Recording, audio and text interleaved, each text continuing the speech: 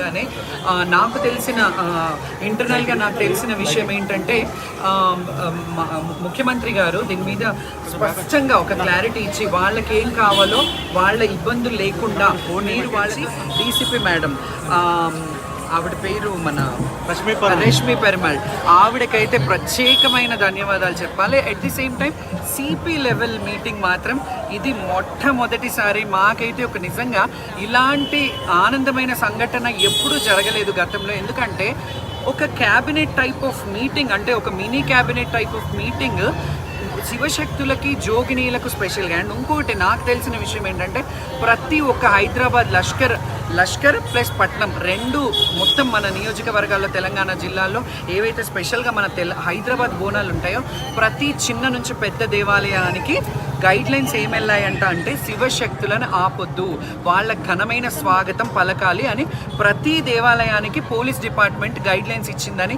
తెలిసింది. చాలా దేవాలయాల నుంచి వాళ్ళు కాల్ చేసి యు ఆర్ సక్సీడెడ్ మేడం, అసలు ఇంత పెద్ద సక్సెస్ మాకు గైడ్లైన్స్ స్ట్రిక్ట్ గైడ్లైన్స్ అంటే ఏ బోనాలు ఎత్తుకొచ్చే శివశక్తి కూడా ఏ చిన్న దేవాలయం నుంచి పెద్ద దేవాలయం వరకు ఎక్కడ కూడా ఇబ్బంది పడితే బాగుండదని వార్నింగ్స్ ఇచ్చి మరి వాళ్ళకి ప్రత్యేకమైన క్యూ లైన్లు ఏర్పాటు చేశారంటే ఇక్కడే కాదు మనకు హైదరాబాద్ నెక్స్ట్ వీక్ హైదరాబాద్ బోనాలలో కూడా చిన్న నుంచి పెద్ద దేవాలయాల వరకు శివశక్తులకు ప్రత్యేకమైన క్యూ లైన్ ఏర్పాటు.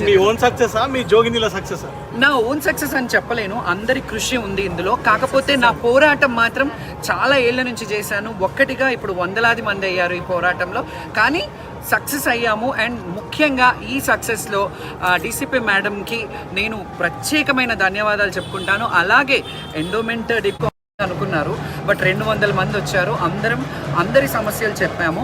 కానీ ఎంత చెప్పినా ఏదో ఒక లోపం ఉండేది, కానీ ఇప్పుడు మాత్రం ఆ లోపం అనిపించట్లేదు. ఎందుకంటే ఘనంగా ఈ ప్రభుత్వం చిత్తశుద్ధి చూపిస్తుంది అనే దానికి ఇది ఒక నిదర్శనం. మేము అందరం సక్సెస్ అయ్యామని అనుకుంటున్నారు యూనిటీ అని, కానీ అవతల వైపు కూడా ఒక వర్గం ఉంది మాకు ఎలాంటి ఇబ్బంది లేదు షావాలా కావాలనే ఇష్యూని క్రియేట్ చేస్తూ ఉంది. తను హైప్ క్రియేట్ చేసుకోవడానికి రాష్ట్రంగా ఉన్నటువంటి జోగినీలంతా కూడా ఏకం చేస్తూ ఉంది. ఇప్పుడు ఒక మాట చెప్తాను, గతంలో అందరికీ ఇలాంటి ప్రత్యేకమైన క్యూ లైన్ ఉండేది కాదు. అందరూ కూడా చాలామంది చాలా సందర్భాల్లో మీడియా ముంగల్కి అక్కడ కొన్ని చెదురుమదురు సంఘటనల్లో మీడియాలో వైరల్ అయిన వీడియోస్ మీకు కూడా తెలుసు. ఏమేమి ఇబ్బందులు జరిగాయి ఒక్కరు లోపలికి వెళ్ళి బయటకు వచ్చేసి చెప్పంగానే సరిపోదు. నేను ఏ రోజు కూడా నేను లోపలికి వెళ్ళంగానే నన్ను లాంఛనంగా పిలిపించారు హ్యాపీ అని ఏ రోజు చెప్పలేదు. నాకెంత గ్రీన్ కార్పెట్ వేసినా అందరి గురించి పోరాడాను. ఈరోజు అందరి గురించి ఒక స్పెషల్ లైన్ ఇప్పటి వరకు చరిత్రలో జరగలేదు, ఇది జరిగింది. సో వర్గాలు ఎన్నైనా ఉండొచ్చు, మా విభేదాలు ఎన్నైనా ఉండొచ్చు, ఓవరాల్గా నేను కోరుకునేది ఏంటంటే కొంతమంది వర్గాల వల్ల నేను ఎంతోమంది వేలాది మందికి హెల్ప్ చేసిన దాన్ని అవుతాను. కాబట్టి అలాంటివి నాకు పట్టించుకోవాల్సిన అవసరం లేదు. అండ్ మా అందరి యావ శివశక్తుల తరఫున అందరికీ ఒకసారి ప్రభుత్వానికి కృతజ్ఞతలు చెప్తున్నాం. జై రేవంత్ రెడ్డి గారు. బికాజ్ ఎందుకు అంటున్నానంటే ఒక రాజు ఒక చిత్తశుద్ధితోని ఒక రాజ్యాన్ని పాలించే రాజు ఎవరైతే ఉంటారో ఆయన గైడ్లైన్స్ ఇచ్చి వాళ్ళకి ఏం కావాలో వాళ్ళ నుంచి ఎలాంటి ఇబ్బందులు కావద్దు అని చెప్పి నాకు అందిన సమాచారం, మీరు ఏం చేస్తారో తెలియదు కానీ జోగినీలు శివశక్తులు బాధపడొద్దు అని చెప్పారు అని తెలిసింది నాకు. దానికి నేను ప్రత్యేక కృతజ్ఞత. మీరు బైకాట్ చేస్తా అని ఒక ప్రెస్ మీట్ పెట్టడంతో ఇది ముందుకు జరిగిందని అనుకోవాలి, కానీ గతంలో చాలాసార్లు ఇలాంటి నినాదంతో ముందుకెళ్ళారు. అప్పటి ప్రభుత్వం ఎందుకు ఏర్పాటు చేయలేదు, ఇప్పుడు ప్రభుత్వం ఎందుకు ఏర్పాటు చేసింది? అదే ఎక్కడో చిన్న లోపం ఉండేదేమో. ఎందుకంటే చేయాలనుకునే ఆలోచన ఉండాలి కానీ అమలు చేయాల్సింది ఆచరించాల్సింది ప్రభుత్వమే. కాబట్టి చెప్పేవారు బాగానే కొంచెం వరకు చేసేవారు, కానీ ఇంత పెద్ద సమస్య అంటే ఈ డెడికేషన్ తెలుస్తుంది ఈ ప్రభుత్వంలో. ఎందుకంటే ఏదో చేస్తున్నాము ఏదో చేసేసాము అనుకోకుండా దాని మీద మీరే ఆలోచించండి. ఒక ప్రిన్సిపల్ సెక్రటరీ ఏంటి, శివశక్తుల గురించి మాట్లాడడం ఏంటి, ఒక డీసీపీ గారు ఏంటి, ఆవిడే దీని గురించి కమిటీస్. ఇంకొకటి చెప్పనా, బ్యారికేడింగ్ ఎట్లా ఉందో, ట్రాఫిక్ సిగ్నల్ రూట్ మ్యాప్ ఎలా ఉందో అది కూడా టీవీలో రిప్రజెంట్ చేసి ఇలా ఉంటుంది ఇలా ఉండాలి, ఇట్లా మాత్రం ఏం ప్రభుత్వం చేయలేదు. అందుకని చెప్తున్నాను, చేయడం వేరు, మాట్లాడి మీకు ఏం కావాలో అని అనడం వేరు, ఆచరించడం వేరు. ఈ ప్రభుత్వం ఆచరించింది కాబట్టి ఈ ప్రభుత్వానికి ఎప్పుడు మేము చల్లగా ఉండాలని మనస్ఫూర్తిగా కోరుకుంటున్నాం. విశిష్టత ఏంది? ఎన్ని సంవత్సరాల నుంచి ఈ బోనం ఎత్తుతా ఉన్నాం?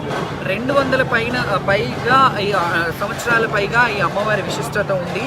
ఈ గడ్డకి అంటే లష్కర్ గడ్డ కంటే ఇప్పుడు జిల్లాలు బస్తీలు ఇవన్నీ అయినాయి, కానీ బస్తీలలో చిన్న చిన్న బస్తీలుగా ఉన్నప్పుడు ఆదిగా ఉండే ఒక ఏరియా ఉండేది ఈ లష్కర్ దగ్గర దగ్గరనే మనకు రైల్వే స్టేషన్ కానీ అది కానీ చాలా పురాతనమైన ఒక బెల్ట్ ఉండేది. ఎందుకంటే ఇక్కడ సీతాఫల్ మండి దగ్గర కానీ అక్కడ కానీ ఒక మార్కెటింగ్ వ్యవస్థ ఇక్కడ నుంచే ఉండేదన్నమాట, లష్కర్ నుంచి. సో లష్కర్ మిలిటరీ ఏరియా కానీ అది కానీ దీనికి అంతటికీ ఒక మూలంగా ఉండేది. ఆ మూల దేవతగా ఈ గడ్డ మీద అమ్మవారిని తెచ్చి ప్రతిష్ఠించడం వల్ల ఈ గడ్డ నుంచే రాజ్యాంగంలో మంచి ఎవరెవరు ముఖ్యమంత్రులు ఉన్నారో, ఎవరెవరు మంత్రులు ఉన్నారో వాళ్ళందరూ గతంలో వచ్చి బోనాలు సమర్పించడం, ఆమె ఆశీర్వాదాలు ముందుగా తీసుకోవడం. ఎందుకంటే ఆషాఢం ఋతుసంధి సమయం తర్వాత మొదటిగా ఏకాదశి వచ్చే సమయంలో ఈ ఆషాఢ మాసం, ఈ తొలి ఏకాదశి తర్వాత మనకి పండుగలు అయ్యే బోనాల పండుగ, ఈ ఋతుసంధి సమయం సీజనల్ ఫ్లూస్ జరిగే సమయంలో ఈ ఆషాఢ మాసం ఉంటుంది. కాబట్టి అమ్మవార్లకి శాఖలు సమర్పించడం ఆనవాయితీగా ఉంటుంది. కాబట్టి అప్పటి నుంచి తరతరాలుగా వస్తుంది. నేను గత 32 ఏళ్ళుగా ఈ అమ్మవారికి తొలి బోనం మారుబోనం చేసేదాన్ని. తొలి బోనం సమర్పించడం కూడా నా పూర్వజన్మ సుకృతం అనుకుంటాను. ఎందుకంటే ఈ దేవాలయానికి అత్తిలి ఫ్యామిలీ నుంచి తొలి బోనం నేను సమర్పించడం జరుగుతుంది. అలాగే ఈ వారం అంటే జాతరకు ఒక వారం ముందు తొలి బోనం చేశాక ఈ వారం మా సొంత బోనము, వచ్చే వారం సిటీ అంతా బోనాలు ఉంటాయి. మళ్ళీ దాని తర్వాత వీక్ మారుబోనం ఉండేదన్నమాట. సో ఇలా ఆనవాయితీ ఈరోజు బోనాలు, రేపు రంగము అండ్ ఏనుగు అంబారి మీద అమ్మవారిని. ఎక్కడైనా మనకిక్కడ ప్రసిద్ధి విశిష్టత ఏంటంటే శక్తి రూపంలో, అంటే కాళీ దశావతార రూపంలో ఇక్కడ ఉంది. ఇంకొకటి మీ అందరికీ తెలిసింది, ఉజ్జయిన్లో శక్తిపీఠం ఉంటుంది, జ్యోతిర్లింగం ఉంటుంది. అక్కడి నుంచి ఉజ్జయిని అమ్మవారిని అక్కడి నుంచి తెచ్చి పెట్టడం వల్ల మనం ఏమనుకోవాలంటే ఒక్క శక్తిపీఠానికి మనం ఎట్లాగైతే శక్తిపీఠం అని అనుకుంటామో ఇది కూడా అర్ధశక్తిపీఠంతో సమానం. కాబట్టి అక్కడున్న అమ్మవారి వైబ్రేషన్స్, అక్కడున్న అమ్మవారి విశిష్టత ఇక్కడ ఆసీనురాలై వాళ్ళు అర్చకులు కానీ పీఠాధిపతులు కానీ వాళ్ళు చేపించారు. దానికంటే ముందు కూడా ఆ సూరిటీ ఫ్యామిలీ కొన్ని కైంకర్యాలు చేసి అమ్మవారికి స్థాపించడం వల్ల ఈరోజు సుభిక్షంగా అందరూ ఉండే విధంగా అమ్మవారి గడ్డ కాపాడుతూ ఉంటుంది.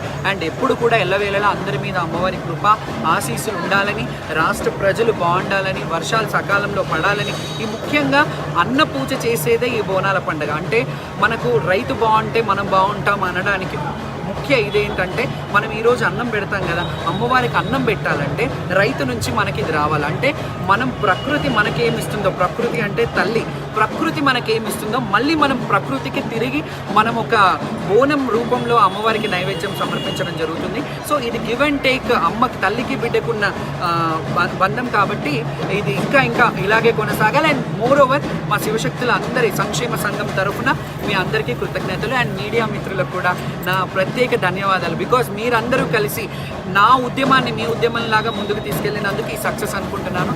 Thank you. ఈ సక్సెస్ ప్రెస్ క్లబ్ లో మీరు ఒక మాట అన్నారు,